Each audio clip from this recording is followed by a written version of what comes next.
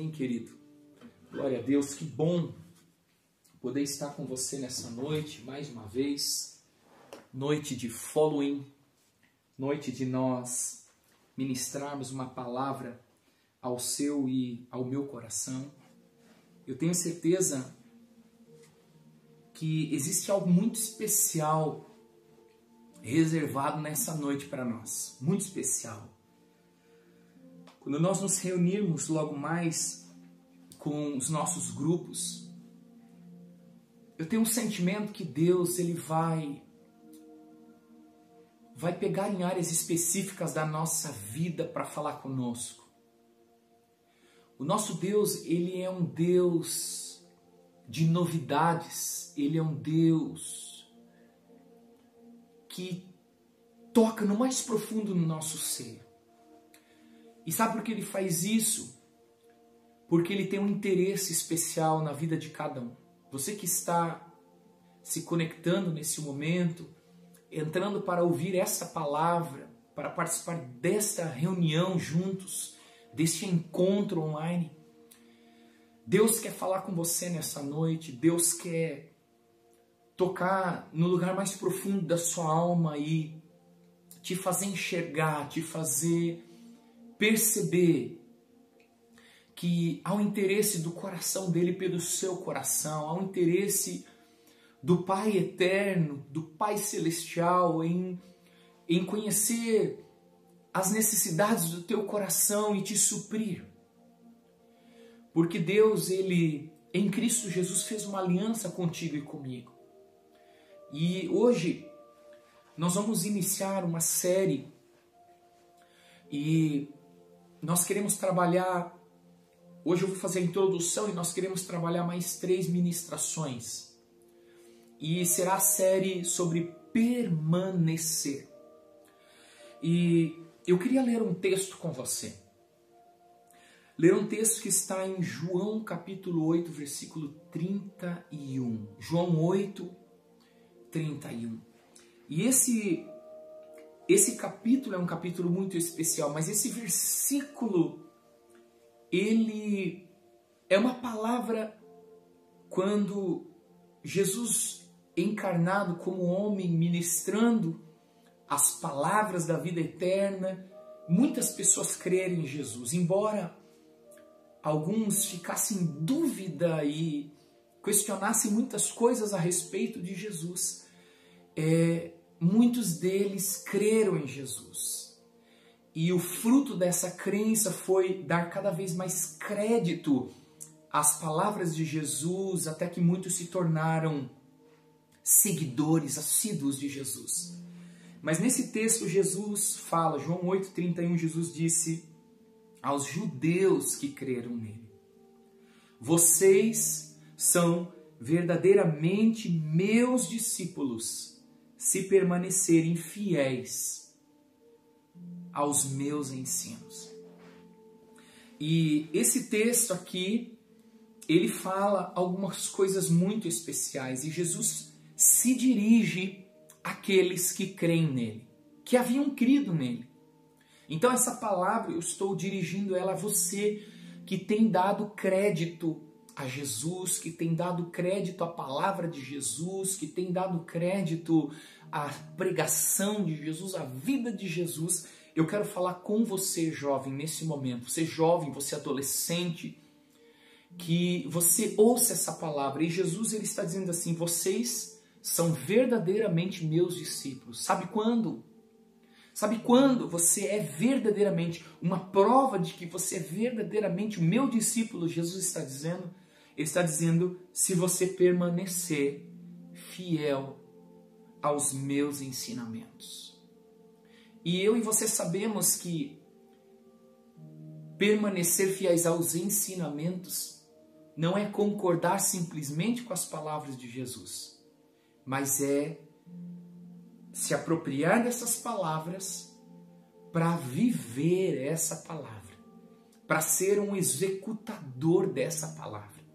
E nós viemos de um tema UFC e nós queremos migrar agora para esse tema de uma série chamada Permanecer. E dentro de UFC nós falamos sobre unidade, firmeza e constância. E nós vimos algumas coisas bem interessantes nesse tema. Unidade, quando você vai pensar em unidade, quando você vai pensar em vida cristã saudável não existe se eu andar sozinho. Porque uma das grandes, ou um dos grandes presentes de Deus para nós é nós sermos edificados na nossa fé santíssima, só que com pessoas. E não existe como ter uma vida plena em Cristo se eu estiver separado da comunhão dos irmãos. Porque os irmãos, eles me aperfeiçoam, não só com a palavra de afirmação que eu recebo, não só com uma palavra positiva, um conselho que me agrade, mas às vezes com uma palavra que me desagrada, com um conselho que desce me estranho, assim, sabe? Mas que quando eu coloco a minha cabeça no travesseiro, eu penso sobre aquilo que foi dito e junto com a operação do Espírito Santo, mais a palavra, o conhecimento da palavra que eu e você temos, Deus vai nos convencendo, Deus vai falando conosco e nós vemos como é importante. E assim, a vida de Jesus, o caráter de Jesus, ele vai sendo formado em nós. Então você e eu fomos criados para a unidade. Não podemos viver separados, né? Eu sempre penso no corpo humano, eu não posso separar meu espírito e a minha alma do meu corpo, senão meu corpo morre. Eu não posso separar o meu corpo da alma, a coisa vai estragar tudo, não dá certo. A formação do homem na sua estrutura plena é para funcionar junto, em unidade, justa cooperação de cada parte. E dentro da vida cristã é isso que Deus propõe, unidade com Ele, mas também unidade com pessoas. Unidade faz parte da essência de Deus nos processos sociais e relacionais da humanidade. Então, é a forma de Deus interagir conosco, é através de relacionamentos de unidade com pessoas na sociedade. Outro aspecto que nós vimos bem interessantes é que para andarmos juntos nós precisamos de firmeza. Firmeza é algo que você e eu precisamos constantemente exercer nas nossas decisões, nos nossos posicionamentos, nos desafios que estão diante de nós. Firmeza para bancar um sim que você dá, firmeza para dizer um não, porque há tempo de dizer sim, há tempo de dizer não. E Jesus ele nos dá a oportunidade de termos força, de termos estabilidade para podermos tomar decisões conscientes, decisões baseadas, alicerçadas nessa unidade com Cristo, nesse relacionamento com Jesus, pela palavra, a ação do Espírito Santo na nossa vida. E nós precisamos muito firmeza quando nós decidimos andar juntos por causa de Cristo, por causa dos propósitos de Deus. Se você for pensar, jovem, por exemplo, o casamento. Casamento, ele é algo que Deus instituiu. E quando um homem e uma mulher, um jovem e uma jovem decidem se casar, decidem andar através do matrimônio, uma das bases disso é honrar Deus.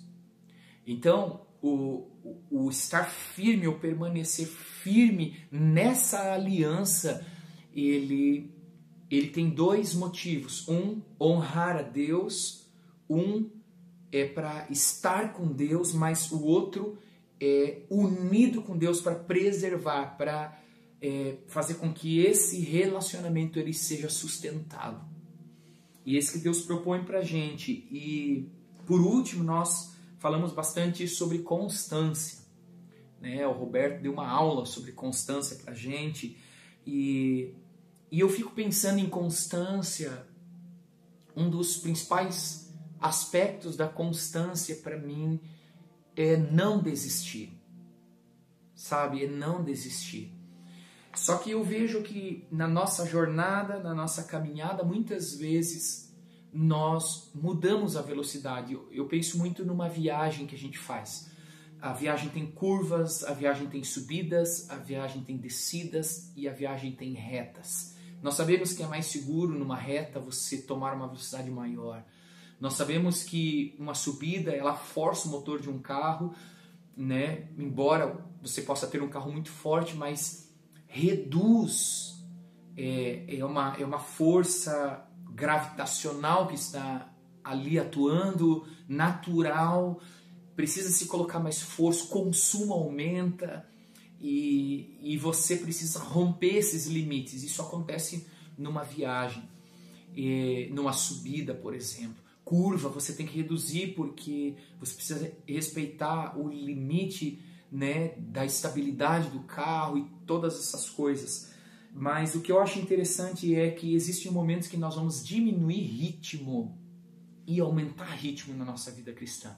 Mas por que eu vejo que a constância é importante? Porque eu não posso desistir.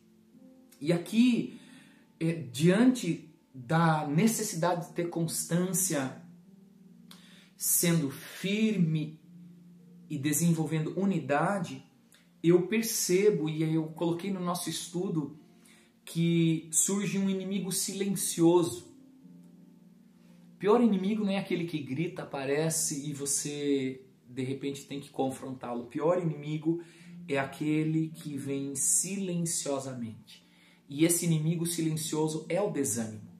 O desânimo, ele é como um vendedor experiente com um produto nocivo embalado em finos trajes. Um presente. O estereótipo do presente é tão bonito, mas por dentro ele é nocivo. Ele mata, ele destrói, ele corrói. É como a ferrugem, né? Ferrugem é uma coisa insignificante. Esses dias eu deixei meu carro estacionado num lugar e aqui em Curitiba, na casa dos meus pais, eles trabalham com um material que talvez alguns conheçam, que é o ferro fundido. O ferro fundido, ele é um material, é um aço que ele é mais mole e ele esfarela. E quando você fura ele joga um pó. E meu carro estava fora e aquela fuligem de fora da máquina que estava fora, guardando, armazenando aqueles restos de ferro fundido já todo triturado, ele solta uma fuligem, um pó. Você quase não percebe ele no ar voando assim. E ele caiu em cima do meu carro. E à noite pegou sereno. Eu não vi que tinha o pó em cima do carro. À noite pegou sereno em cima. Passou 1 ou 2 dias, eu fui olhar o meu carro e vi ferrugem na pintura. Eu falei, mas ferrugem em cima da pintura? Não tem lógica. O ferro está por baixo da pintura? Não entendi.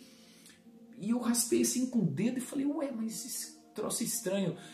E o que aconteceu? Eu fui olhar e meu pai comentou, falou, solta esse pó tal. E eu não sabia. Resumo da história.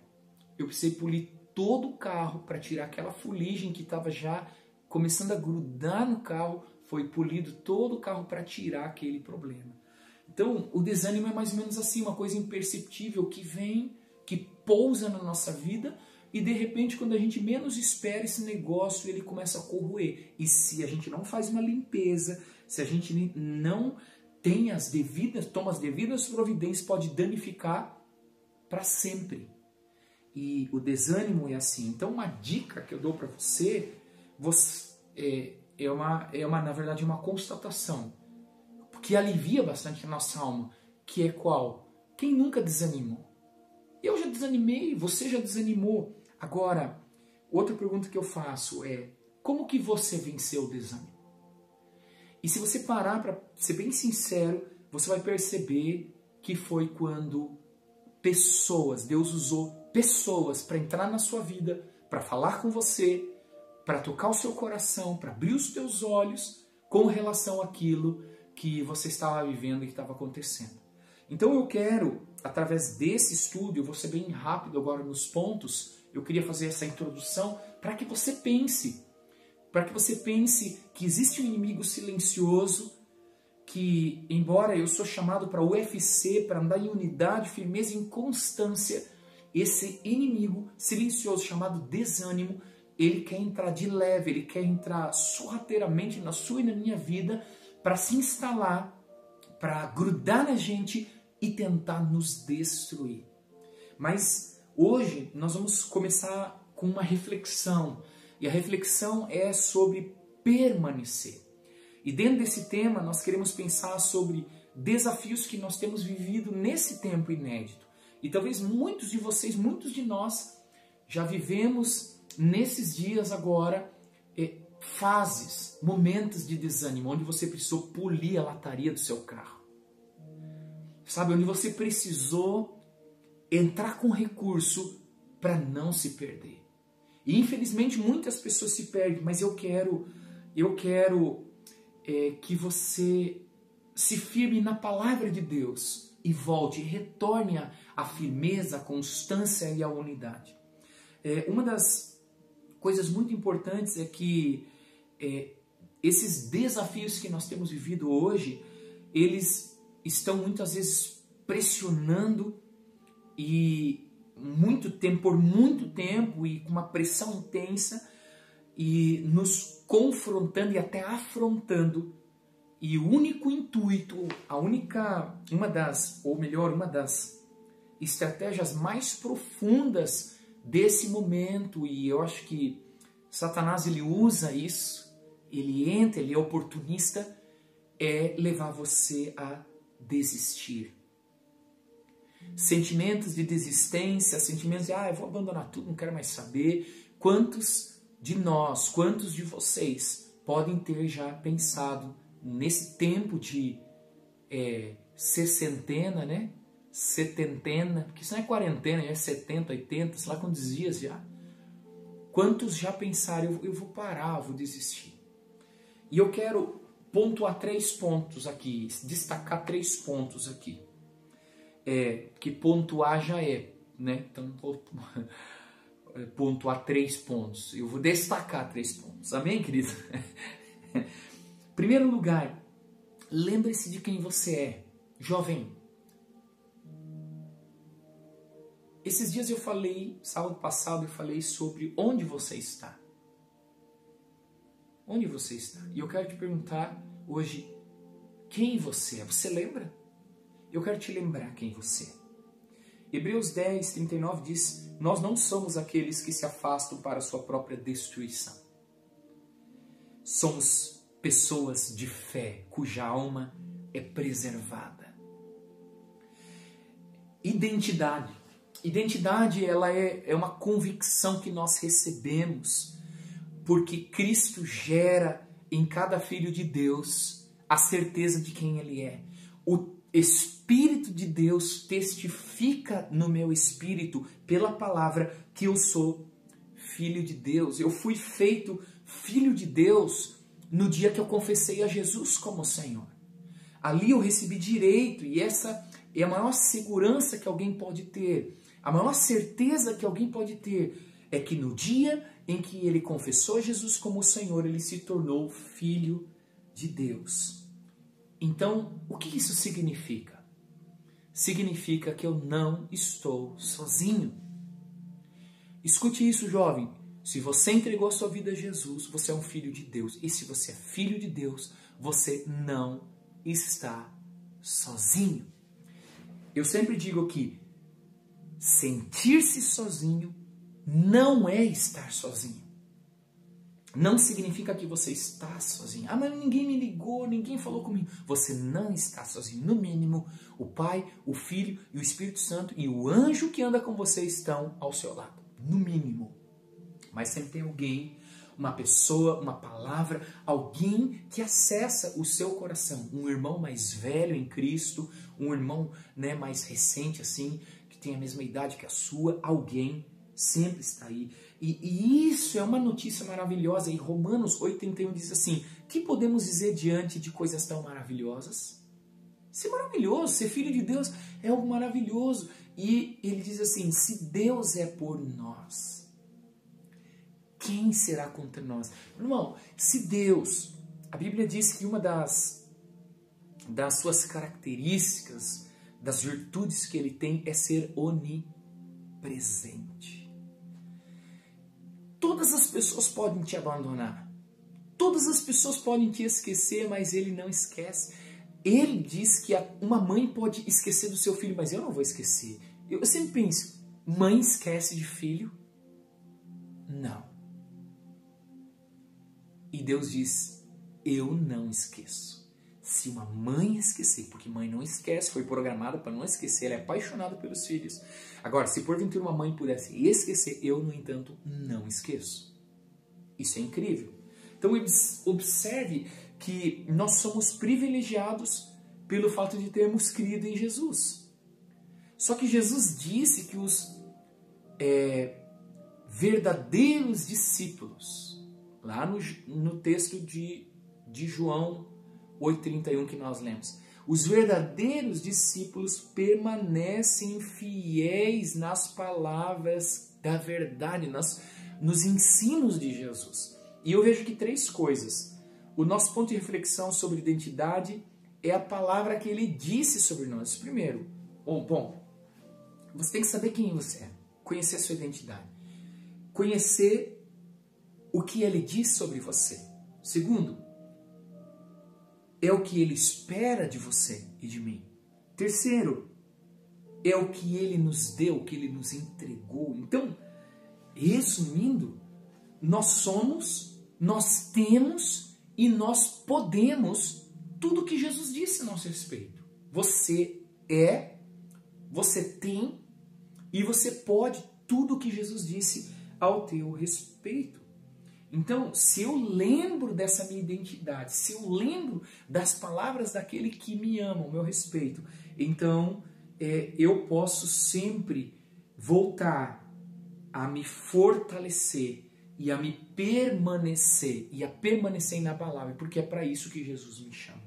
Segundo lugar, que eu acho muito importante sobre permanecer, que eu quero destacar aqui, é olhe mais para a necessidade do próximo.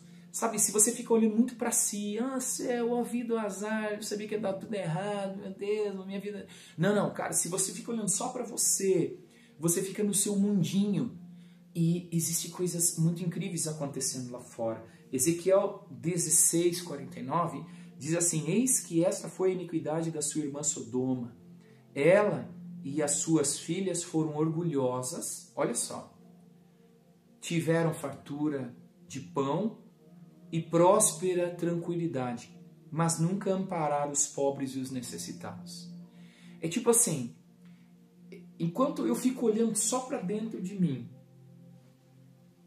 ansiedade, medo, desânimos são gerados dentro de nós quando nós ficamos estagnados. Quando você fica olhando só para você,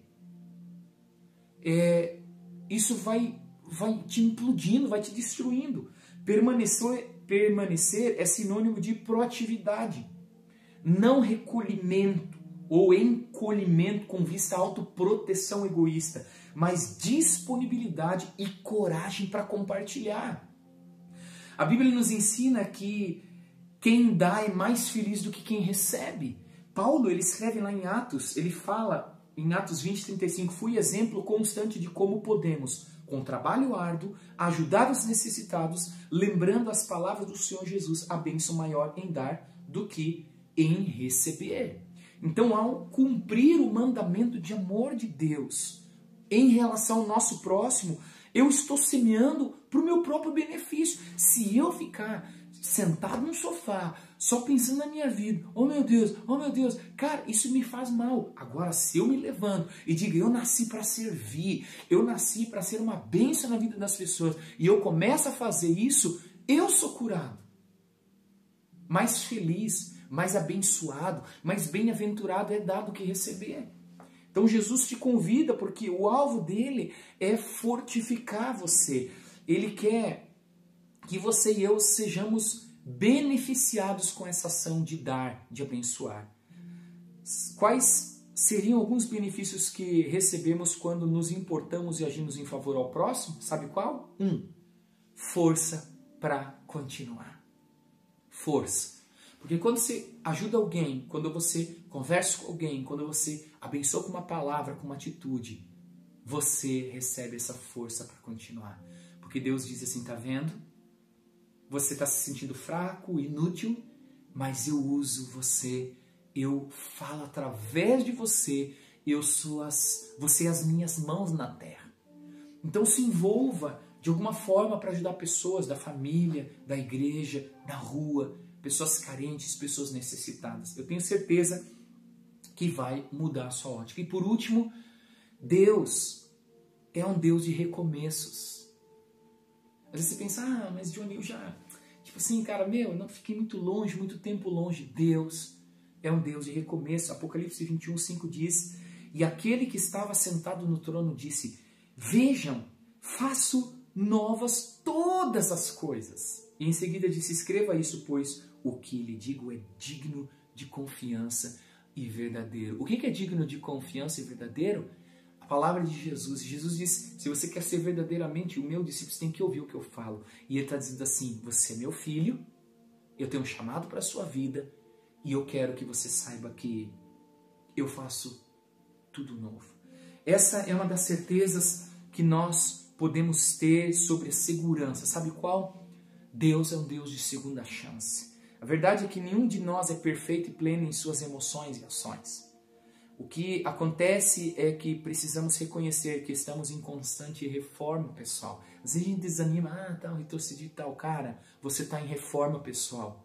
Deus está trabalhando, Deus está numa construção gradativa na sua e na minha vida. Deus está trabalhando em nós. Talvez de uma forma muito lenta, mas sendo tocados pelas mãos de Deus. E eu me deparei com alguns exemplos. Por exemplo, o primeiro casal, Adão, eles pecaram e talvez pensaram que tudo tinha terminado, mas Deus deu a eles uma segunda chance. Quando a terra foi exterminada, ou a degradação, pecado estava degradando a humanidade, Deus deu uma segunda chance através de Noé e a família dele. Quando o povo de Israel irritou Deus, estavam adorando outros deuses, a coisa ficou complicada, Deus ficou com vontade de destruí-los. Foi lá Deus e deu uma segunda chance. E se você for pensar, quando você e eu nem existíamos ainda, Cristo veio, Deus enviou Cristo, Jesus, e Ele nos deu uma segunda chance em Cristo. Eu nem existia, você nem existia, e Deus nos deu segunda chance. Isso é demais. Romanos 5, 6 a 9, e eu quero terminar aqui, diz, quando estávamos completamente desamparados, Cristo veio na hora certa e morreu por nós, pecadores. É pouco provável que alguém morresse por um justo, embora talvez alguém se dispusesse a morrer por uma pessoa boa. Mas Deus nos prova seu grande amor ao enviar Cristo para morrer por nós, quando ainda éramos pecadores. Jesus não veio morrer pelos bons. Jesus não veio chamar de volta os bons, não. Ele veio chamar de volta os que se perderam. Ele é o Deus da segunda chance. E eu quero desafiar, e nós como liderança queremos desafiar você a permanecer firme em sua fé. Porque quem valida e fortifica a tua jornada é Cristo. Coloque então os teus olhos, coloque o teu olhar em Cristo.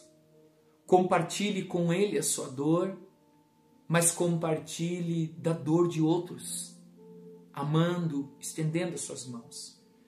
Deus, Jesus, Ele é a melhor pessoa para te compreender, para te restabelecer, para te mostrar o exemplo, para que você possa ser alguém melhor. Então, levante-se se você estiver prostrado. Coloque suas luvas e bora para a batalha. Vamos para cima, jovem. Vamos para cima porque Deus é conosco. Que Deus abençoe essa palavra no seu coração.